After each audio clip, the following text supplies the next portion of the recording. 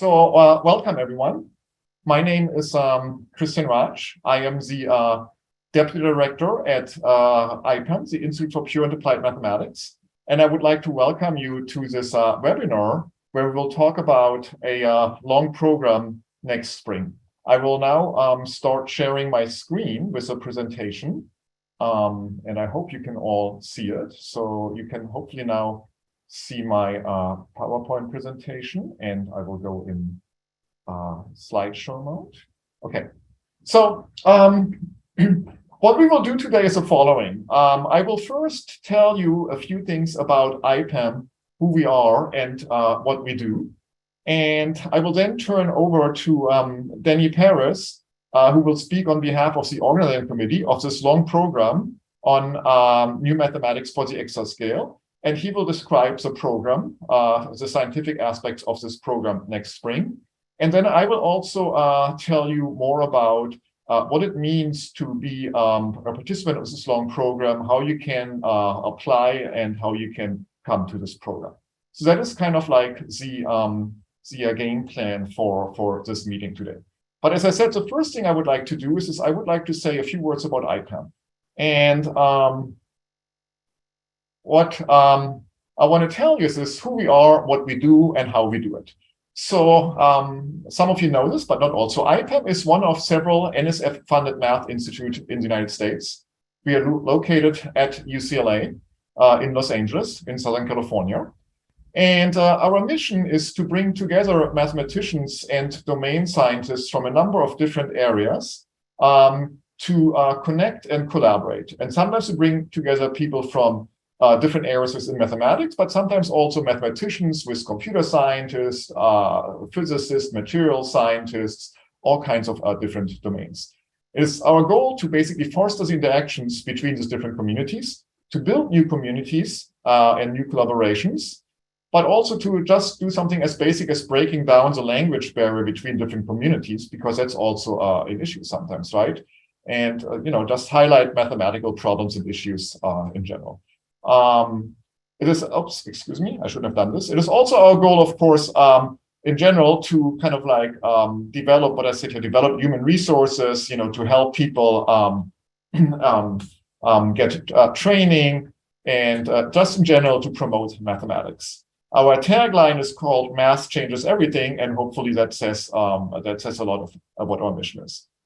Before I say more, I want to introduce to you who are the people at IPAM, the scientific leadership of IPAM. Our director is Dima Shlektenko. And then there's me here, the second, that I'm the deputy director. If you come, you will also meet our associate director, Selena Banuelos. And we have a director for special projects, Stan Osher, who many of you probably know is a very distinguished applied mathematician. So that's our leadership here at IPAM. And I want to talk a little bit about this. What does IPAM do to fulfill the mission that I described a minute ago? And we do it with a number of activities that are listed here on the left of this slide. Our signature activities are what we call long programs. They are typically 3 months long, and in fact, we'll talk about the one next spring today. We also have some workshops and other standalone, typically 1 week activities. We have often summer schools. We have some other outreach or workforce development activities. We have industrial short courses, and we also have an undergraduate and graduate summer research program. They are called RIPS and GRIPS. On the right-hand side here, I just have statistics about the type of people and their background to come to IPAM. And it is just to illustrate to you that, yes, in a typical program, about half of our people are coming from math and statistics, but the other half are coming from all kinds of domain sciences, the physical sciences, engineering, computer science, even social sciences, humanities. And the program we are talking about is, of course, a prime example. It is in material science, so you will have some material science engineers, you will have the physicists, you have the computing people, and you have the mathematicians. So the program we will talk about today is a prime example of this collaborative interdisciplinary type program. So what we want to do today, as I just said, is this. We will talk about a long program next spring, March 13 to June 16, 2023. It's called New Mathematics for the Exascale, Applications to Material Sciences. And I think what I want to do now is this. I will stop sharing my screen and I will turn it over to Danny Perez, who is the main organizer of this program. So I'm Danny Perez from Los Alamos National Lab, and I'm here representing the organizing committee of the program. So I want to give you a sense of what the scientific background and motivation of the program is. Who are we in terms of organizers, to give you a sense of the community of people that we're bringing together. And then I'll briefly summarize the different activities that we're going to have during the program. So there will be 4 workshops organized and a lot of collaboration time in between that maybe Christian will say a bit more after, but I'll give you a high level flavor of what the program will be like. So I would start by introducing the organizing committee. So there is 9 of us, and a few of us are on the call today, and I will highlight them as I move forward. So if you have any questions for them in the question period, please keep them in mind. So we have Irene Bayerlin from UCSB, and she's a materials scientist, mechanical engineering, working on simulating mechanical properties of materials using a very wide range of methods acting at different scales.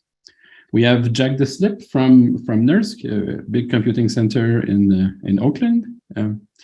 He specializes in Green's function method to compute optical properties, so GW methods for people that know this, and Jack is really involved in both in the operation of NERSC and also in the Exascale computing project in the US. So we have Virginie Erlaché, and Virginie is on the call with us today. So Virginie is a mathematician from École des Ponts in France, and she's interested in a broad range of problems: electronic structure problem, homogenization, tensor methods, and many others.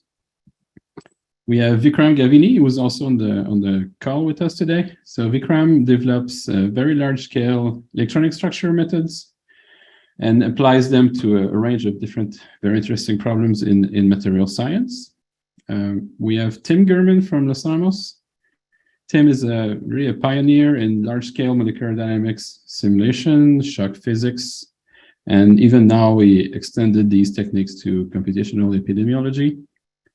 We have Zanio Kolev from Livermore, Lawrence Livermore National Lab. He's a specialist in finite elements method, discretization technique, multi-grid methods, preconditioning, so continuum scale type of approaches. We have Amedeo Perazzo, who's also on the call with us today. He's from Stanford and SLAC.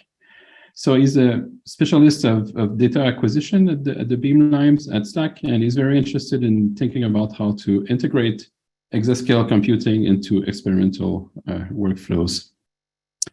And myself, I'm from Los Alamos. My research centers around the development of long-time simulation methods based on molecular dynamics. And we have Anna Weinstein from University of Pittsburgh, and she's a mathematician interested in a range of problems like modeling nonlinear phenomena at the mesoscale, scale bridging between discrete and continuum description, and so forth. So without giving you too much detail, I hope I give you a sense that it's quite a diverse team in terms of our backgrounds, our expertise, whether we're more on the computing side, on the domain science side, on the algorithm side, or on the mathematics side. And a lot of us are kind of spanning many of these interests. So it gives you a sense of the diversity of the program that we're trying to put together. So the context of the program, as the name suggests, is to prepare ourselves for the exascale era.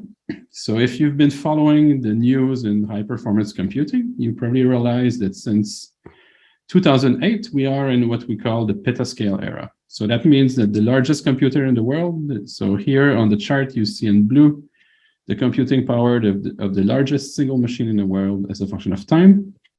And as of 2008, we entered in what we call the petascale era, where a single machine could do in excess of 10 to the 15 operations per second.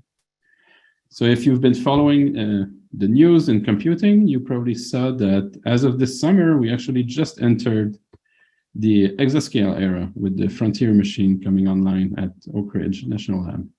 So this means that now a single machine can do more than 10 to the 18 operations per second. So you see here that in a matter of 14 years or so, the computing power of a single machine jumped by a factor of 1,000, which is really nothing short of astonishing when you start to think about it. So what does an exascale machine look like? And this is kind of important to motivate the program and our interests and our targets in the program. So for example, Frontier is a very large machine. Think about 10,000 nodes. Each node has one CPU with 64 cores and 4 GPUs on each node. So for a total of something like 10,000 CPUs and something like 40,000 GPUs. So all taken together, this machine was benchmarked at 1.1 double precision exaflop.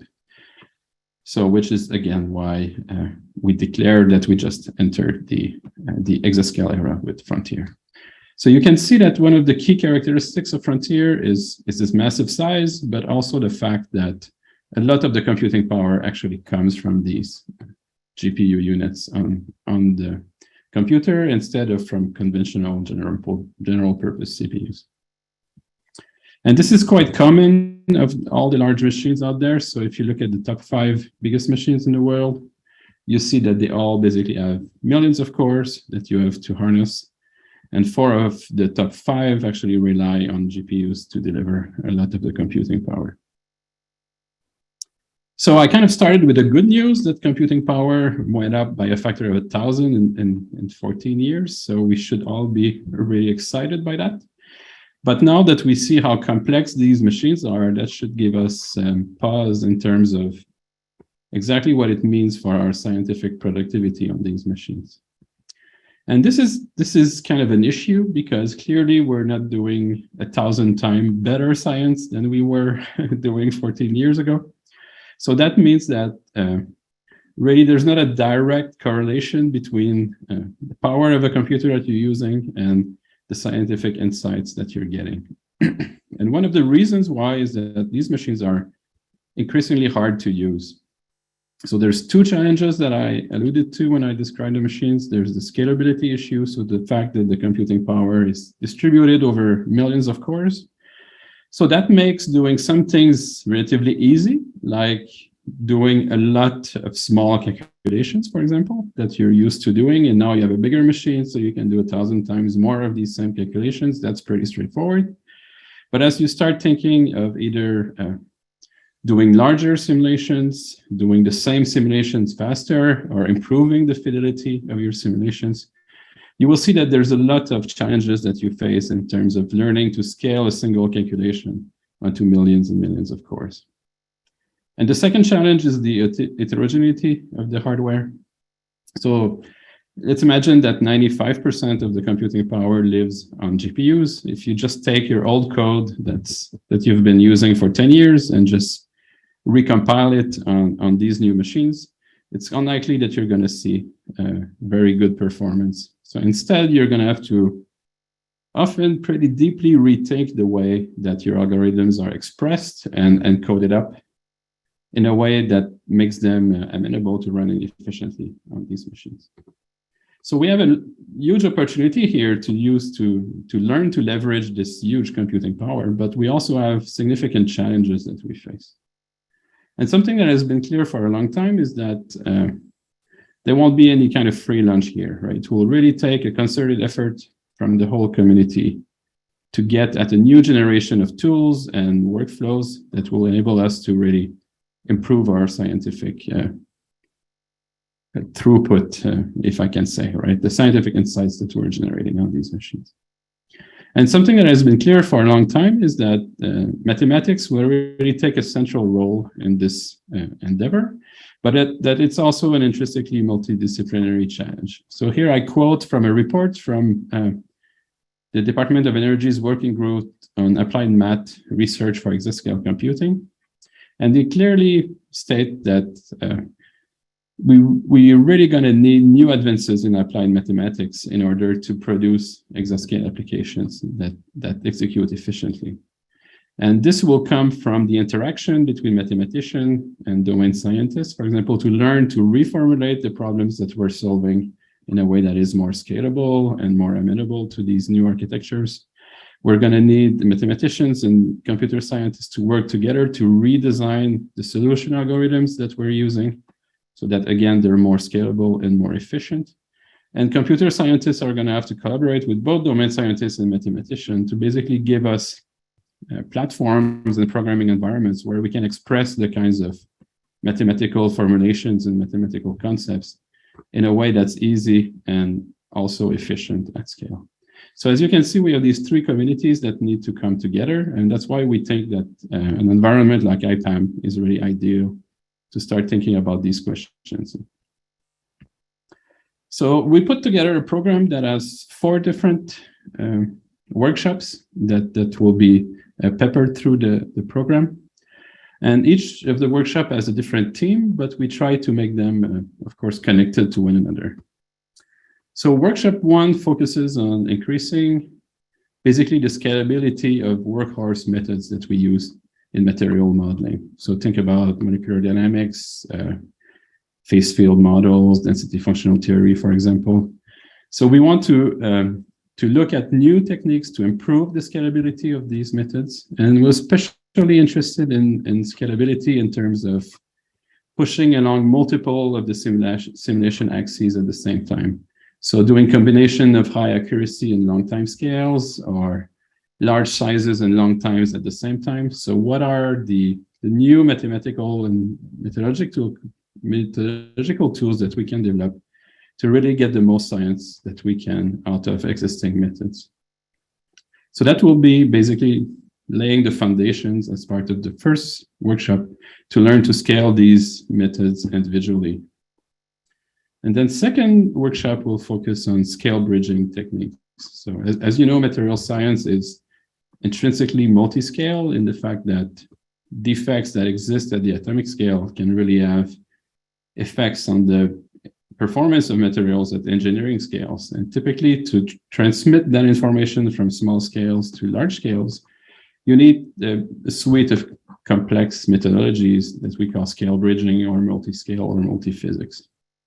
So what we want to focus on in the second workshop is to understand what it means to do multi-scale and multi-physics at extremely large computational scales. So what are the challenges in terms of how do you express your solvers? How you can efficiently transmit large volumes of information from scale to scale, and so forth.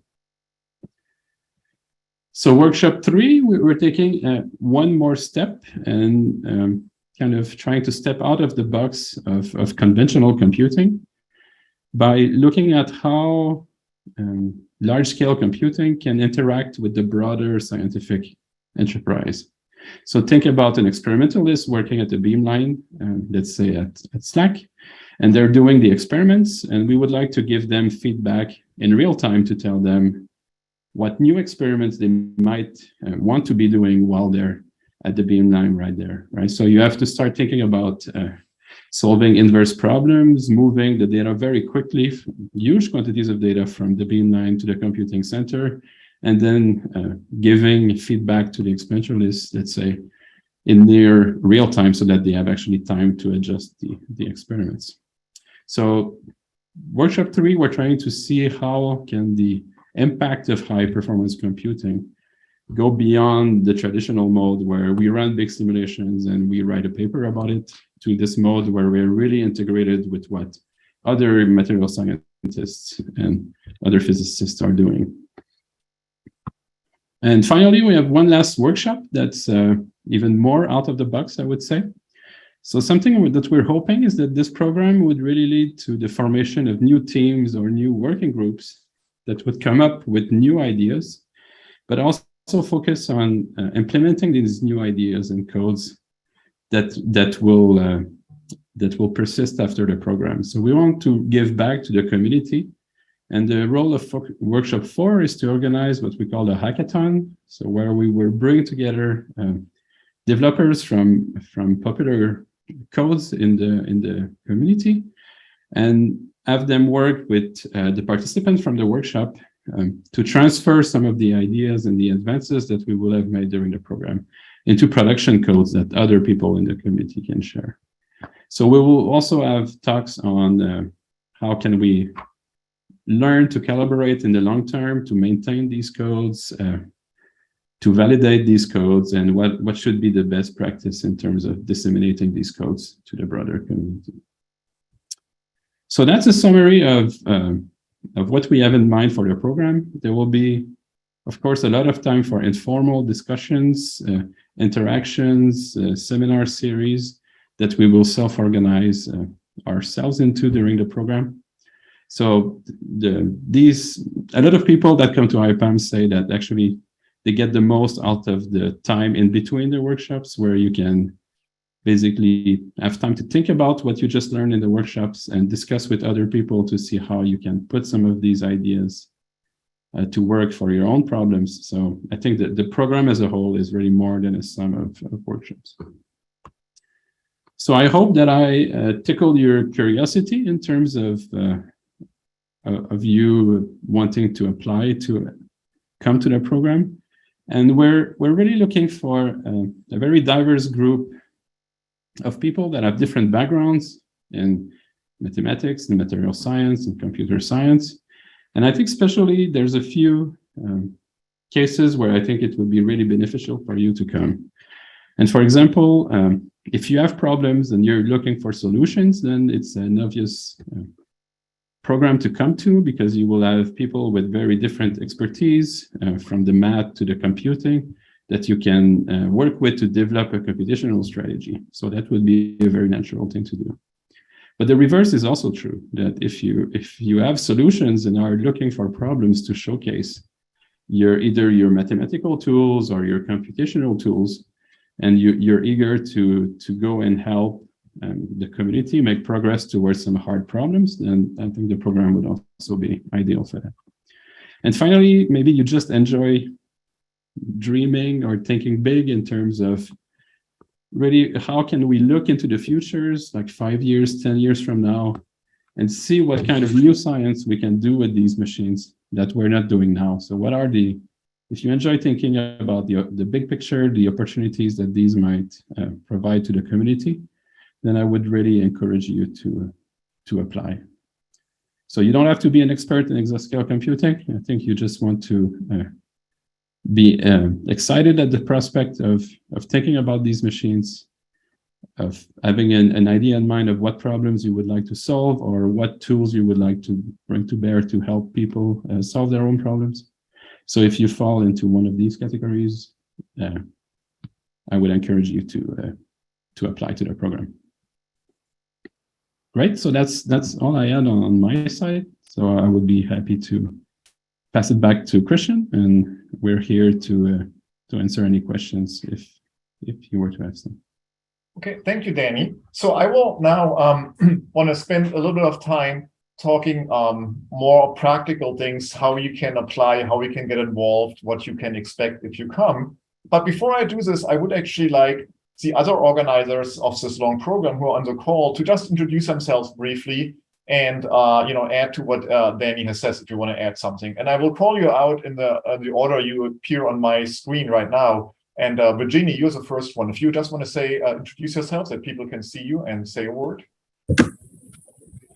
So hi everyone, nice to see you all. So as Danny and Christian said, my name is Virginie Ratsch.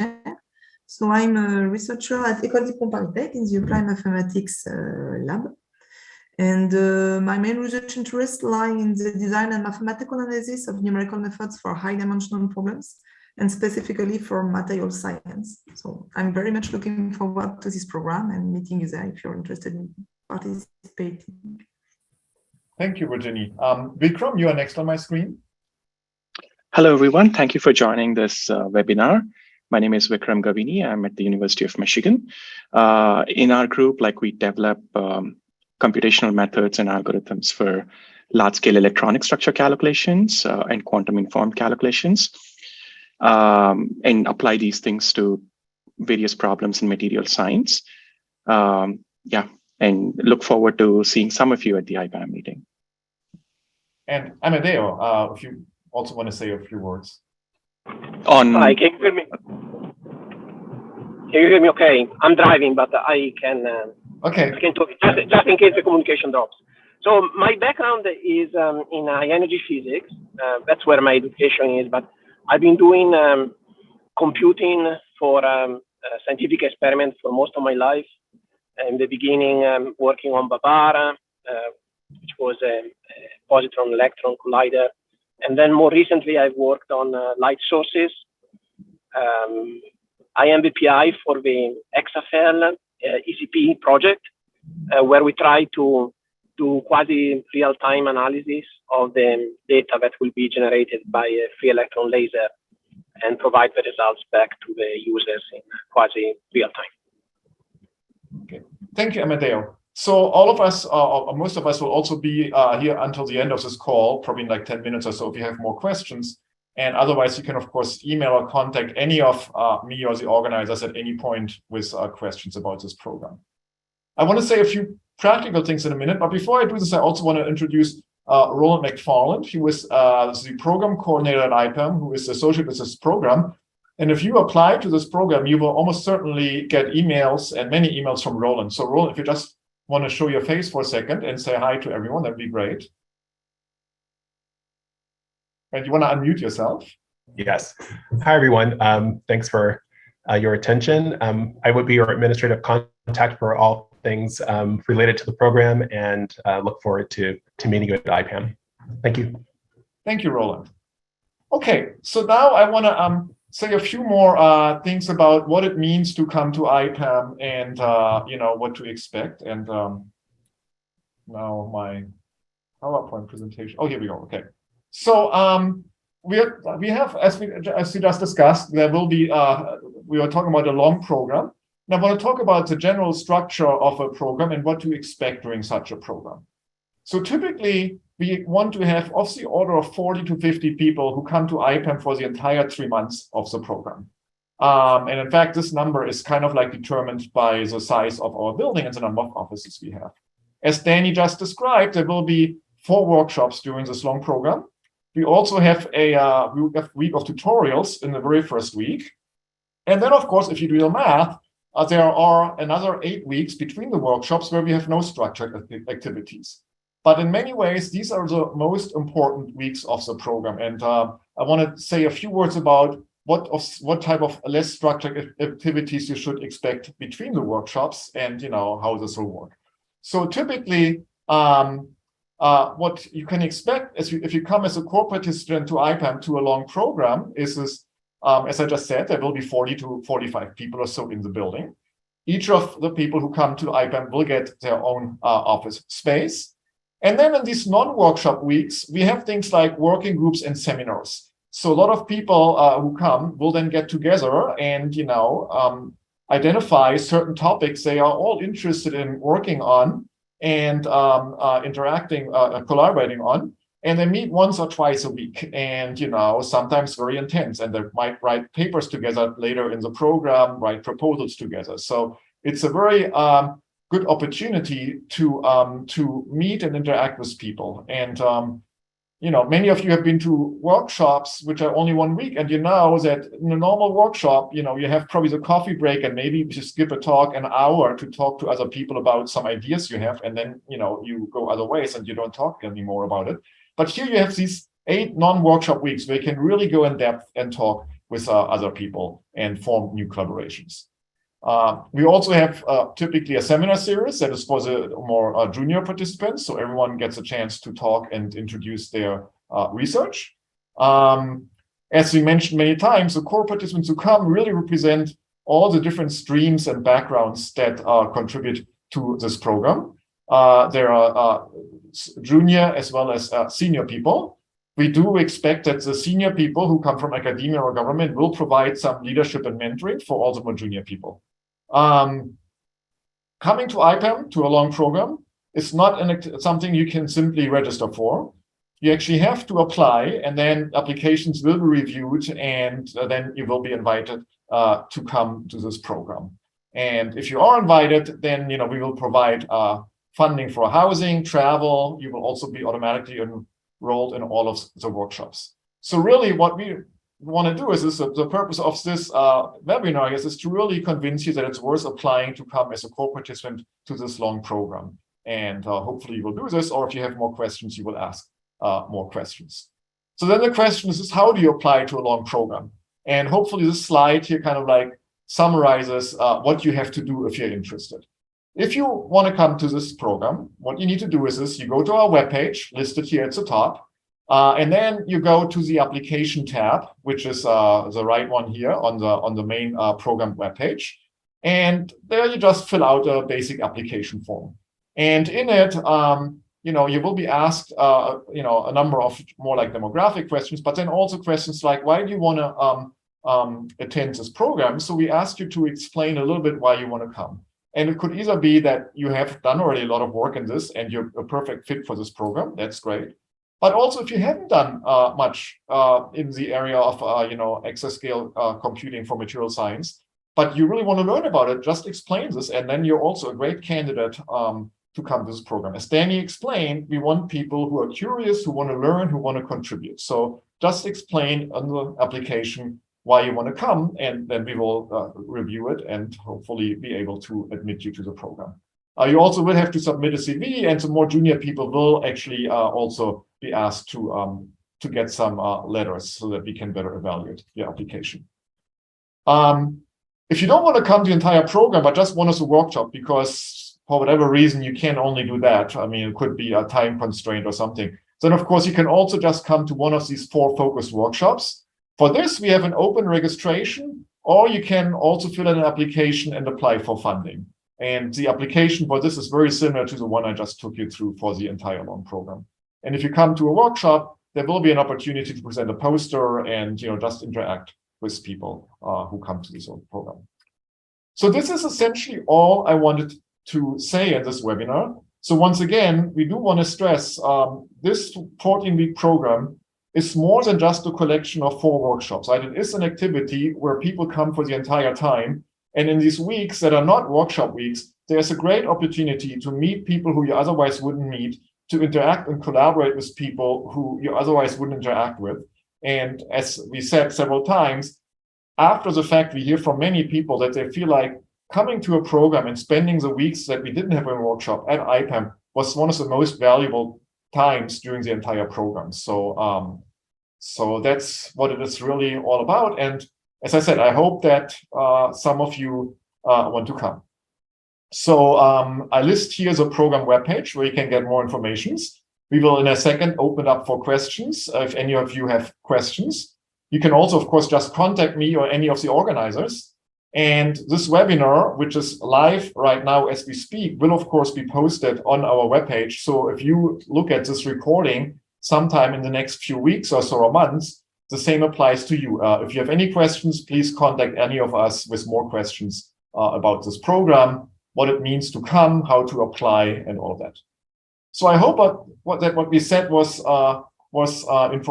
very informational for all of you. And at this point, I would like to actually open it up for questions, if there are any questions. And I think the way we want to do it is you can just raise your hand, and then we will unmute you if you have any questions.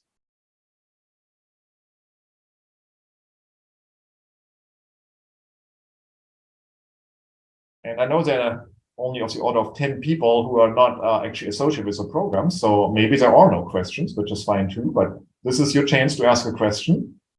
And as we just said, if you don't answer a question now, but a little bit later, please feel free to email any of us with more questions.